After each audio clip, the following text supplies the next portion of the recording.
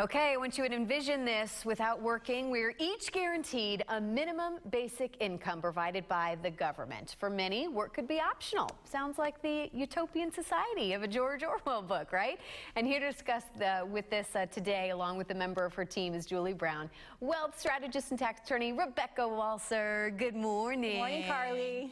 This is very interesting this morning. That's We're kind of right. doing a little role play this morning. Right, exactly. We have an additional guest here this morning. So yeah, kind of break down what we're doing this morning, Rebecca. Absolutely. There's bread. Yes, it's bread, and we all have some money. So there's been a lot of chatter recently around the world, and certainly at the global initiative level, of a universal basic income, which basically says that the government would provide a basic amount of minimum income to everybody across the board universally. That's why it's called universal basic income. So what we want to understand is, would this work? Would this have an impact? In theory, I can see where it sounds, yeah, great, let's hand out money. It sounds great. So that's why we want to do a basic economic experiment, and let's see if it would work. All right. So, Carly, you've kind of broken it down for the three of us That's here. right. You are the wealthiest with $10. You're welcome.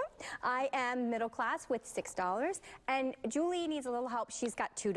Okay. All right. So we all need a little help. We all need help. So right now the loaf of bread is costing $6. Okay. So of the three of us, you are the only one who can afford the bread. Okay. All right. So now we have universal basic income, and the government comes in and provides to each of us an additional $5. So we're all getting the same amount extra here. That's Thank right. you. Thank you, Mr. Government. Thank you, thank you. So we are now all getting an extra $5. Okay. So now it looks like you have 15, I have 10, or yes, and Julie has 7.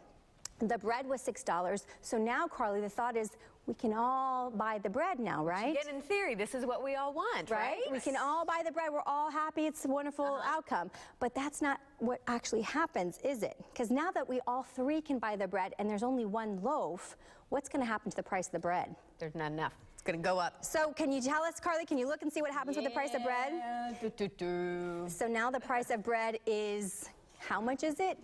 $11, $11 now. And now really only you again can afford the bread. So what universal basic income ignores is the foundational principle of scarcity, that in a world of unlimited human desires and wants, with scarce and limited resource, there will always be a price equilibrium, and universal basic income will not and cannot change that. Well, and again, I think it goes back to this theory where we want it to work, right? I mean, I think we all want to help the person who needs a little bit of help, but We do. It goes back to supply and demand. It goes back to supply and demand.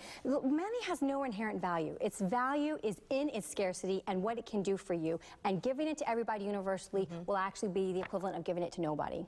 Why is it important for people to understand this and to people to really understand why it may not be the best case scenario? I am so glad you asked that, Carly. The bottom line is the government cannot fix our problems. We have to look inside of ourselves and decide how our life is going to turn out and make the best of ourselves. We have to rely on our own skin, not the government. They cannot solve this problem for us. Well, and I know you're a big proponent of always being proactive and making sure you are getting the education that you need, the right knowledge that you need. That's why a team like yours is so great, because that's what you're there to do, That's correct? exactly right. Absolutely. Someone is watching this morning, is liking your theory and where you're going with this. What's the best way to get a hold of you and get in touch with your team? Absolutely. Just call us. Call us locally here in Tampa. We're a national firm, but we are based in Tampa, 866-92-WEALTH, and we look forward to speaking with them about what they can do for their own plan. All right, Rebecca, thank you so much again. Thank we always you. learn so much when you're here. We look forward to having you back. Thank you so much, Carly. Thank you.